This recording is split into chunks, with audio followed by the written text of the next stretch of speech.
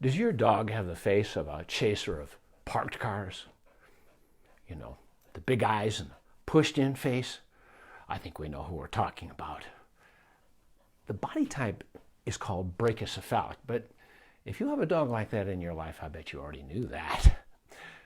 What we're going to talk about tonight is special needs, special care that dogs like this may need, because there are some challenges. People with these brachycephalic dogs, they love these pets, and I get it. I've treated a lot of them, and they're so sweet. But there are issues, and you better know. Cindy, thank you for coming. I'm delighted. So, in case anybody else hasn't met me, I'm Dr. Jeff Nickel.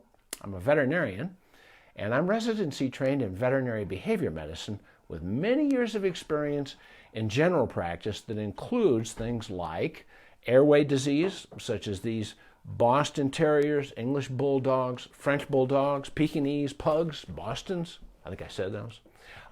These are dogs who I've treated a lot of them. And the issue is that so many of them are doing okay, but they're not far from maybe having a problem, especially in hot weather, and especially if they carry too much weight. Oh, and Carla, hey, yes, Afro. Carla has a dog named Aphrodite, affectionately called Afro, who I have treated for some skin issues, if I'm not mistaken. Carla, it's been a few years. Afro has not had any serious airway problems, but you know, she's a serious English Bulldog, Afro, so we don't mess around with that stuff. So I'd like to read you a story, but first, if people can hear me loud and clear, please hit the wow button, and if you find this information helpful at any point, hit the heart, just so that I know I'm doing something useful. That's pretty important. And by the way, tell me where you're from. I know where Carla's from, right here in Albuquerque. She and Tom are just wonderful pet parents, and I was always delighted to see their pets.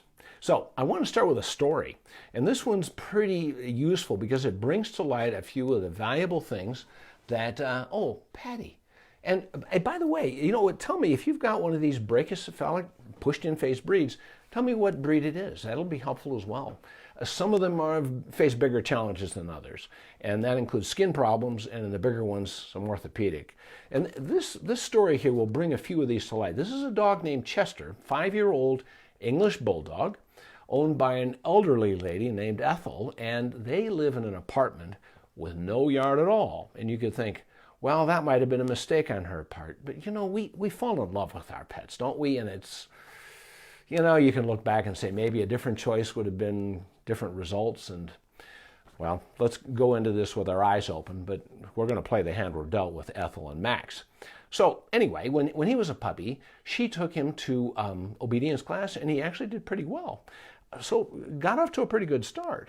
But Ethel is elderly. She gets around okay, but she's got some arthritis problems, and it makes it hard for her to manage Chester on dog walks. And with the wintertime coming up and possibly icy weather, and, well, that's going to present a few serious challenges for her because he pulls, and he pulls hard. And she's tried a no-pull harness, and it didn't seem to do any good. As much as she really loves this dog, and he clearly loves her, more recently he seems to be disregarding her commands, and he does pretty much whatever he wants. Well, that obedience training, those skills are still there. But this dog there's something new and something going on, and we're going to get into that here in just a minute. He's had some difficulty breathing for a long time when he exerts himself, and he's recently developed a severe skin problem. And when she brought him into me, he had that funky odor about him because these skin folds that these English Bulldogs is what he is, but many of these others, especially the skin folds, the cheek folds on the face, can harbor large populations of bacteria and yeast, and they are miserable for the pet, and they smell funky. And the problem with the continuing itch and discomfort is that can raise the likelihood of reactive behaviors, such as what Max was doing on leash walks, because when he saw another dog, he would lunge. And in one case, he actually pulled Ethel down and got away from her, and he ran over and bit another dog. And, she felt horrible. She did the right thing, of course, and paid the medical bills for the other dog's wounds to get treated. But who wants their dog to hurt somebody else? And, of course, Chester could have been injured as well. And I'll tell you, my work as an expert witness, because I'm a specialist in behavior medicine, I've often found that people make the mistake in the heat of the moment of reaching in with their hands to try to break up a dog fight, and they get bitten, in some cases badly. So we don't want to take this path. We want Ethel to be able to manage Chester. We want him to be more relaxed, and his recent worsening of his behavior is physical related. His skin was just driving him crazy. So one of the first things I did when I examined him, when Ethel brought him in, was that I referred him to our dermatologist at the Veterinary Emergency and Specialty Center, Dr. Rebecca Mount. Dr. Mount is a residency-trained, board-certified specialist in veterinary dermatology. And with her thorough diagnostics and treatment, she got old Chester under control pretty quickly. And when his skin started to feel much better, he actually behaved better and was less reactive and more responsive to Ethel. And we see other physical systems affect behavior quite commonly. The other problem that Chester had was that when I watched him and observed his gait and saw him come in the door, he had some problems with his back legs. He had, just curious, what do you think about skunks? John, let me get to skunks in a little bit. Please don't let me forget that. That's a different discussion, but I'll go there for you, definitely. So anyway, we've got this poor guy who's struggling, Max, to get around, Chester, I'm sorry, struggling to get around on his back legs, and there was a lot of pain. And because both hips were pretty equally affected, it was pretty hard for the layman to recognize the symptoms. He wasn't carrying or favoring just one leg. His entire rear end was having trouble, and so he was struggling on each of his back legs. And I could tell right away by the short strides in his rear legs. And when I did my physical exam on him and checked out his skin, I was extending and flexing those rear legs. And he had a restricted range of motion, a little bit ouchy when I extended it. And when I palpated the joint with my thumb, I could feel a thickening. So we sent him over to orthopedic and had x-rays taken. And some of these dogs, frankly, they need surgery. Some of these brachycephalic dogs have bigger challenges than others, and the English bulldogs, as a group, kind of have the worst of all of it. So anyway, I just wonder if anybody's had an experience like that with any issues. I'm looking to see who has, okay, well, Patty's got a lab, and, Florida. Oh, I didn't know you were there. Wow. Well, I'll tell you what, if you had a brachycephalic dog, like a bulldog or a pug or a Boston or a French bulldog or a Pekingese, hot weather and humid weather in a place like Florida, you've got to be very careful because, they cool themselves by panting. They don't sweat the way we do to have moisture evaporate from the skin surface. They pant like Miss America is doing right now. Are the lights a little bit too hot for you, girlfriend? But they have trouble moving enough air. And part of the problem when these pushed-in face brachycephalic breeds, it's almost like the maker somewhere along the path of fetal development took the nose and pushed it backwards because you get these skin folds on the face, but the soft palate gets pushed further back into the throat, into the pharynx. It's not, we call it an elongated soft palate, but the truth is that it would be the right length if that dog had a head the shape of an otherwise average dog like Miss America, the Border Collie here. So that's hanging too far back, and it gets in the way of breathing. And many of these dogs have been in the habit of forcing their inspirations and expirations, hundreds of times a minute, sometimes, thousands of times a day. And there are these little saccules that sit in each wall on the sides of the pharynx, the throat area. And with enough of that forced respiration, they actually become everted. In other words, they turn inside out. So now these things are hanging into the airway, and those slow down air movement as well. And to top it off, many of these dogs with a brachycephalic body conformation their trachea is just not as, their windpipe, it doesn't have the diameter that it should. And so it's, as we say, hypoplastic. It's smaller diameter, which further restricts the amount of air they can move. So when they get hot and they need to cool themselves, and they're trying to move air to allow the moisture to evaporate from their throat, their pharynx, and their tongue, and their windpipe to a degree, boy, they're having trouble moving the air. And even without hot weather, they can, just exerting themselves on a leash walk, for example, they can start to run into trouble. So again, special consideration from these dogs. And if they get overweight, which Chester happened to have been, it makes it even harder. It's got more load to carry, and those joints, in his case, his dysplastic hips, were more painful. So we needed to do more than just get his skin infections cleared up. We needed to reduce the pain in his hips.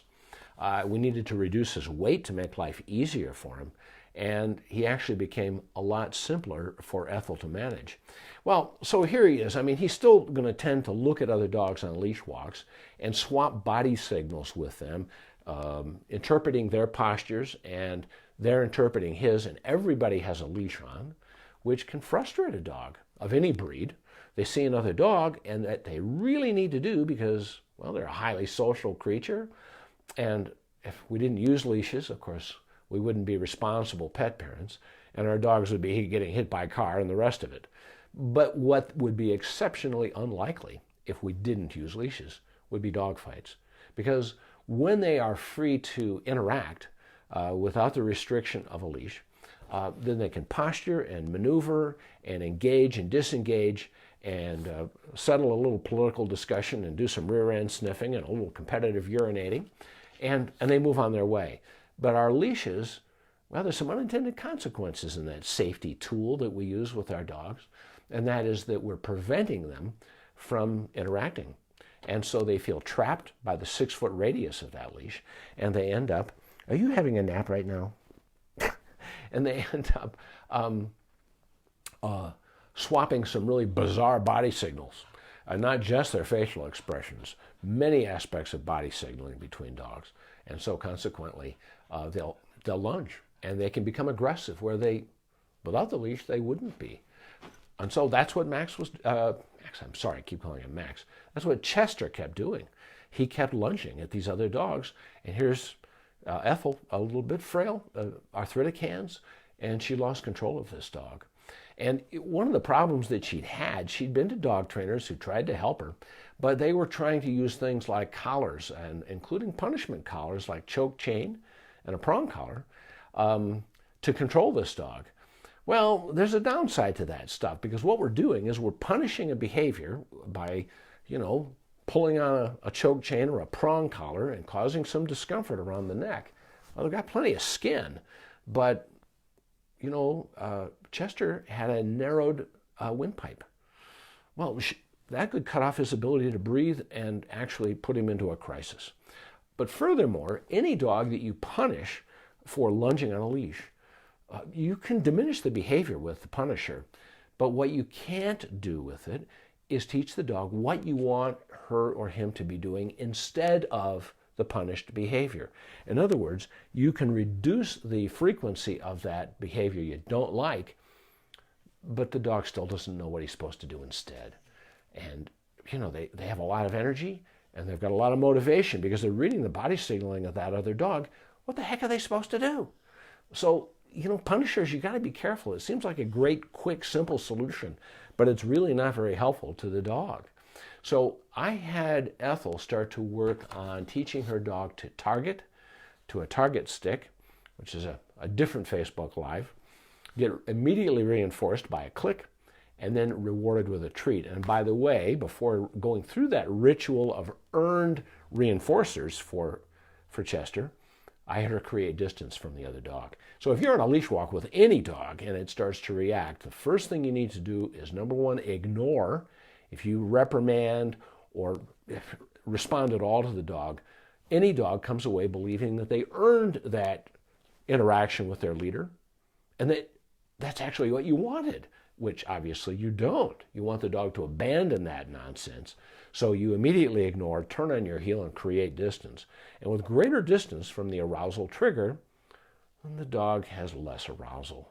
And maybe you can duck behind a fence or a parked car or a tree, and you can get the dog to say, okay, I don't see that other dog. I can actually focus on my leader and earn an interaction. And if you have your treat bag with you and you give your dog a treat, then everybody's actually pretty happy. So, different discussion. So we had Ethel doing that stuff with Chester, creating distance and orienting toward her. And when we got that guy on good pain relievers and his skin wasn't so itchy and miserable, literally 24/7, he felt much better. He smelled a lot better. And he responded much better. And Ethel was much happier. So, you know, we all have compassion for our pets, but being knowledgeable and making sure that if there's that funky odor, don't say, oh, that's just the way the Pekingese face smells. It should not. It shouldn't smell any different than a dog who has a normally shaped nose.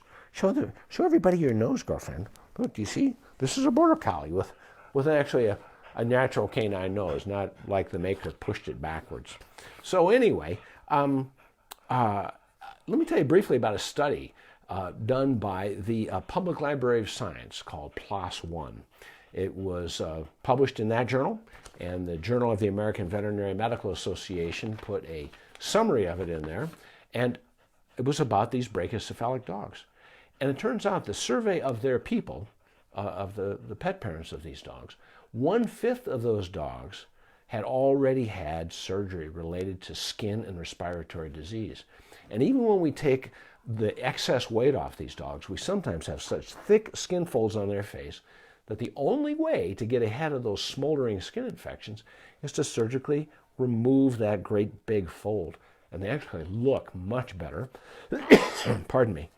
And then we can get ahead of the skin infections.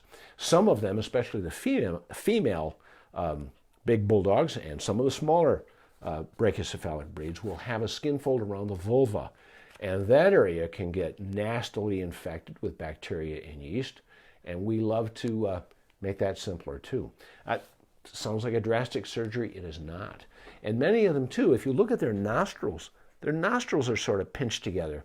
And there's not much of a space for passing air. And that is actually a relatively simple procedure that most any general practicing veterinarian can do. And it's called Stenotic Nerys. The nostrils are stenotic, meaning that there's not much of an opening to inhale and exhale. So there are multiple components in what's called the brachycephalic airway syndrome. They don't always need surgery, but even the elongated soft palate that's pushed too far back, in a few cases, that needs to be the margin, if it's trimmed off just a little bit surgically. Those saccules I mentioned that can turn inside out into the throat area, those can be removed relatively easily by a surgeon who is trained and skilled in that stuff. And these dogs can breathe much better. And that's so important because, especially in the hot weather, these dogs never have any business being left in a parked car. You know, on a cool day with the windows down and it just isn't going to get hot and there's plenty of shade for a short period of time, I don't argue with that with most dogs. But a brachycephalic dog, a pug, Boston, those kinds of dogs, boy, they can do okay breathing, and then some little stress comes along and they drop over the edge and they get severely distressed. So what do you look for? Well, if you have your brachycephalic dog on a leash walk or you're playing ball, and the dog is panting, which is a normal way for them to move, to have moisture evaporate and cool themselves.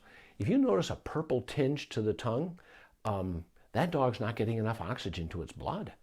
And you need to get that dog quiet and in a cool place ASAP.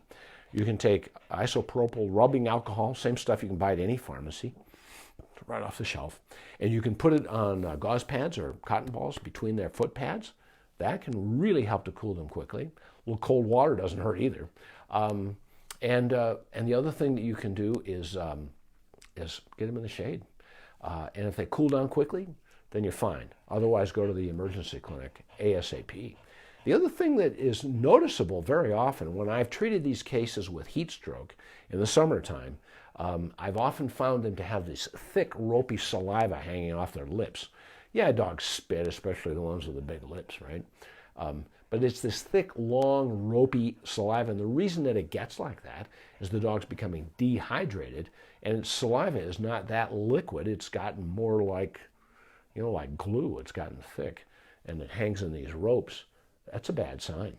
So be careful. They struggle on long walks. Maybe they're having trouble with their airways. Maybe they're having trouble with painful joints. These dogs need special care. And so, if you're going to get a brachycephalic dog, be sure that you have a good paying job, because frankly, the veterinary bills can get significant. And if you're going to get a puppy, then the first thing you want to do, besides buy a good bag of dog food, is to get pet medical insurance. Because unlike human medical insurance that is no longer allowed to exclude pre-existing conditions, pet medical insurance has no trouble with that. So if you've been to a veterinarian because your bulldog, your English or French bulldog, your Pekingese, your pug, whatever, has been in for airway issues, skin issues, that kind of stuff, if there's any medical record at all, they're going to exclude it. And these tend to be lifelong challenges.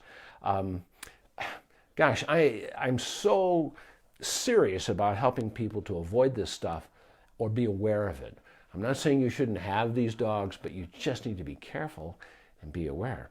So, don't put your head in the sand, and don't let your brachycephalic dog stay in a parked car, and don't let that dog chase parked cars either, because their faces get pushed in. And be watchful. So, if anybody's had these issues, let me know. But Johnny, you had an issue about a poodle puppy that's 4 months old. I think he is very attached to me. He won't even go outside unless I go with him. Dogs can get over bonded. And I'll tell you, Jonna, when we get a dog or a cat, it's all about the companionship, and it's all about the affection. The physical part, those hugs release the love hormone, the oxytocin. Everybody feels good with that, but they can get over bonded, and that can lead to other trouble. And so what I would suggest you do is motivate that little poodle puppy of yours to enjoy being by itself with a motivator. And, puppies need to be fed pretty often, at least every 6 hours or so. And so instead of the next 6-hour meal out of a dog bowl, you can get food dispensing toys or puzzles. Pardon me. Here's one of my favorites. I've shown this before. It's called a twist and treat. They come in different sizes, but you can put dry food in them. I prefer canned food in these things. And then until the dog gets the hang of it, you can leave it pretty far gapped apart so that they can work the food loose. But then they can take longer to do it, but all you have to do is screw it a little bit closer together and make it more challenging. And you put that puppy outside, pretty hungry because it hasn't had a meal for 6 or 7 hours, and you give it the food toy. And that puppy says, hey, look, I'm a dog, which means I'm a scavenger, and survival is about scraping loose the food from a carcass that they, roadkill that they find, because in nature, that's largely what they do. And she's out there foraging and doing what is normal canine behavior. You don't have to teach it to her. It comes naturally. So teaching her at this young an age that she can be engaged in healthy, appropriate behaviors without you present every darn minute. I would certainly do that and get that going now. Now, there was a question about a skunk. People love these things that are often called exotic pets, which is pretty much anything but a dog or a cat. And the truth is that these are wild animals, and they don't belong in people's homes. Cats and dogs do. They've been companions of humans for many, many thousands of years. Cats probably longer than dogs. But we have problems with skunks because they can panic. They need to do what they need to do. They don't belong indoors. And one of the worst things about skunks, it's one of the 2 known species that can carry rabies and pass it mother to litter and on one generation to the next, to the next, to the next, without anybody dying from it. Rabies, recently they've developed vaccines and treatments that can actually save human lives, and many times they don't.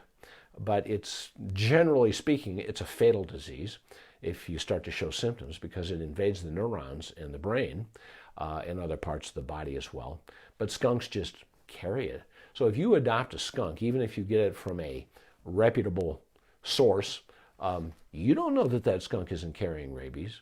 And, you know, the truth is it isn't fair to the animal.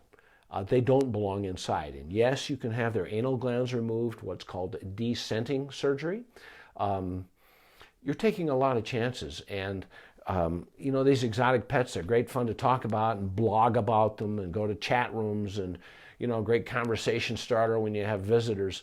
I don't think it's the right thing to do. In fact, let me be direct. I'll tell you, it's the wrong thing to do. They belong in the wild. Frankly, they're kind of nuisance animals anyway. You know, they get into everybody's trash. Dogs and cats are, you know, they've got their behavior issues too, but at least we have plenty of research on how to deal with that. And because they legitimately belong in our lives, we can motivate them and teach them healthier behaviors, which with wild animals you really can't. Let's see, there was also a poodle puppy. Let me see, who else did I miss? Carolyn, is there anything else here that I... a Staffordshire Terrier has a smushy nose. And you know, Cindy, some of them do. You know, there are breeds that are called dolichocephalic. These are like greyhounds and collies, regular collies, that have really long noses. They don't have any physical shortcoming that comes along with those, you know, kind of anteater shaped heads.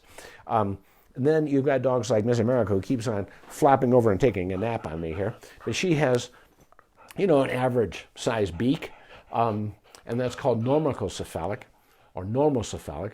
And but they're, you know, not all pushed in face breeds are the same. French bulldogs are certainly legitimately brachycephalic, but they're not as pushed in as some of these others. And so, yeah, they can have brachycephalic airway syndrome, but the Bostons and the Peaks more so, and the English bulldogs even more.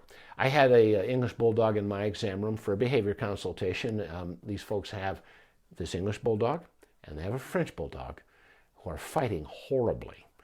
The most common behavior problem we treat in a behavior specialty practice is aggression between family dogs, and it can be a big problem. And these two have a very big problem with it, I'll be frank with you. But the English bulldog is much smaller than the average. At full growth, this dog was all of about 35 pounds and didn't have any indicators of brachycephalic airway syndrome. And the bigger they get, the more trouble they seem to have. And because they're bigger and they put more load on their joints, the more prone they are to joint disease.